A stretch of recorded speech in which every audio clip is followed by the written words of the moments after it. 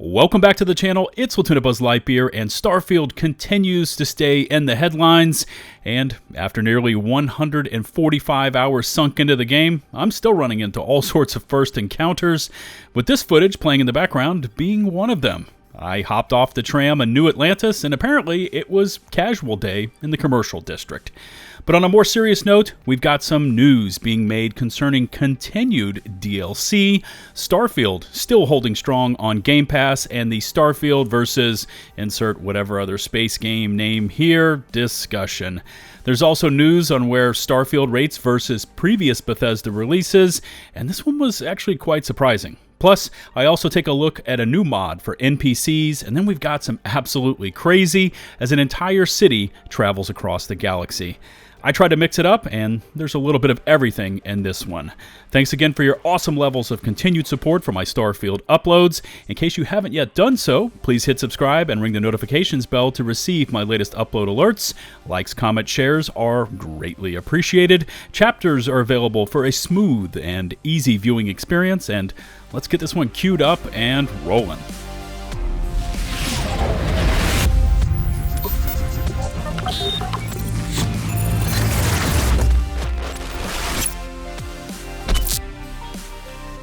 Kicking this one off today is a deep dive into one of the arguments that we constantly see thrown around when it comes to Starfield.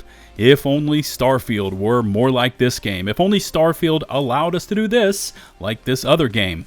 And yesterday, GamingBolt took a stab at all of the lunacy with this article. Starfield versus Star Citizen, why the comparison makes no sense.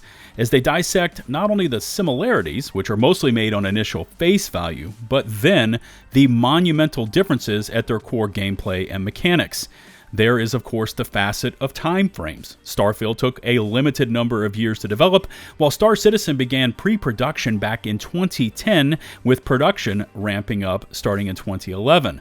One is a fully envisioned first-person RPG experience set in space with a defined start and end, while the other is a persistent universe, better known as an MMO. Starfield was a complete game at launch, built on a fixed budget, while Star Citizen took a modular approach to development and is backed by a massive crowdfunding campaign.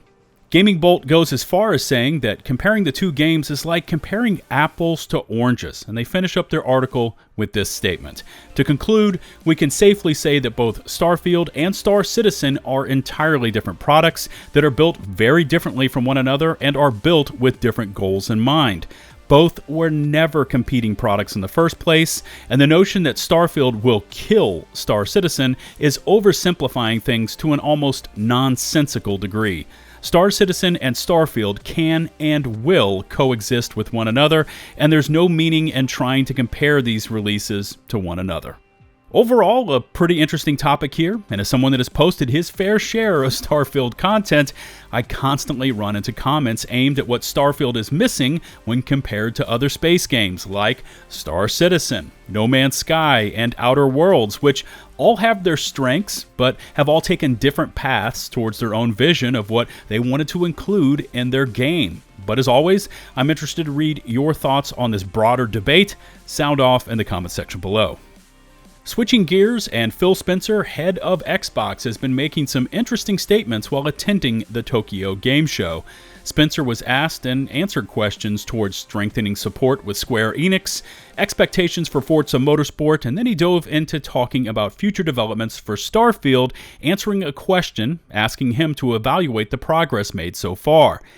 First of all, one thing I can say is that Starfield is compatible with Xbox Game Pass, creating a win-win situation for both the game itself and Game Pass. As announced, over 10 million users are playing Starfield, and we know that many of them are purchasing the game or playing it on PC or in the cloud through Game Pass. And then he drops in this little extra bit right here. We believe that it is essential to continue updating Starfield's content in order to maintain engagement with the game over the long term and encourage continued subscriptions. That's exactly what Todd Howard and his team are doing right now. Elaborating on this interview, Paul Tassi at Forbes took Spencer's comments and expanded on them, posting this article yesterday, making some key points and speculations about Starfield's future. I find this to be a somewhat interesting answer, and one that suggests that Starfield's future may include other elements than what's already been laid out. Obviously, Bethesda has already announced that Starfield will get an expansion, Shattered Space, where current estimates have that one sometime in early 2024, like around 6 months or so after launch. Bethesda's creator mod tools should also be out by then. I do have to wonder about what maintaining engagement with Starfield looks like outside of that, however.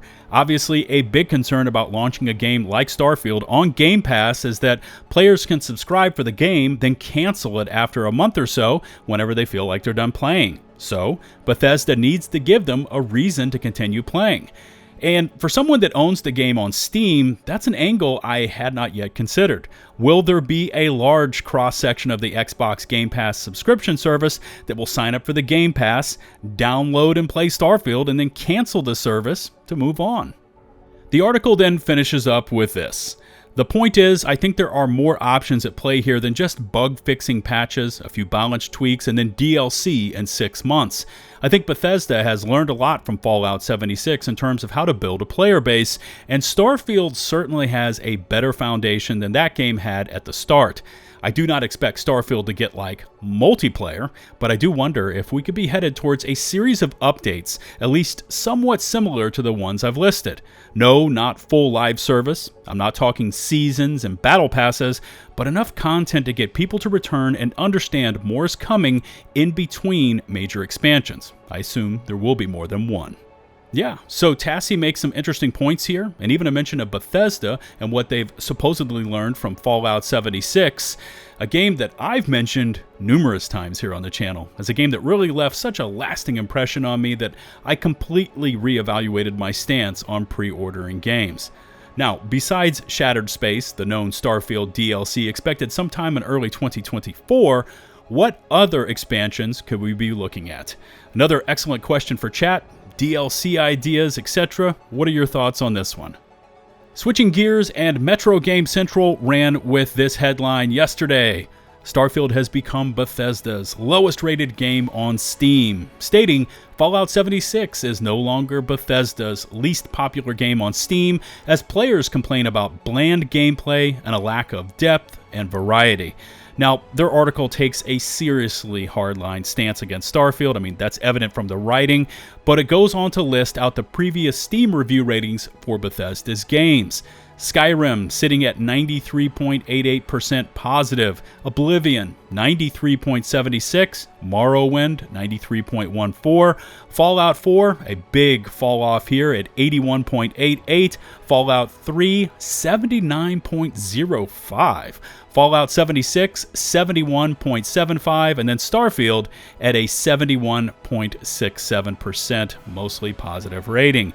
And I found one of the comments directed to the crew at Metro pretty interesting. It says, "Man, you guys really aren't getting over getting your review copy late."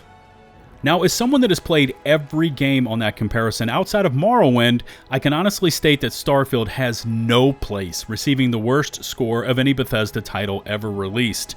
Does it have some fundamental design flaws? For sure. Could it have embraced some other elements of the space theme with more gusto? Absolutely.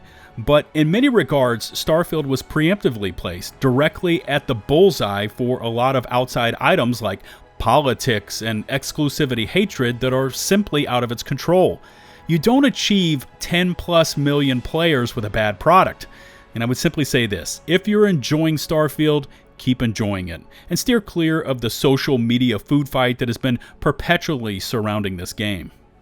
Speaking to the continued popularity of Starfield, and we've got this recent post showing Starfield sitting number 2 on the most played games on Xbox charts, wedged in between Fortnite and Rainbow Six Siege. So some seriously popular games to be running up against, and it speaks to the somewhat shielded popularity of Starfield. I mean, it's one thing to be able to view public player counts like those on Steam, but Xbox tends to be a bit more guarded when releasing this information. Alright, now into a mod I just downloaded and tried out called Savrenx HD NPC Optimized. Link in the video description below. And the description for this mod simply reads, if you feel the table in the game is more detailed than the NPC, you need this mod. Now, this one's a big download, just shy of 5 gigs, and it looks like the mod author has gone in and manually created and remastered over 2,500 textures for the face generations. I've recorded Sarah Morgan, both before and after for comparison, and yeah, it seems to add some more realism to the facial appearances.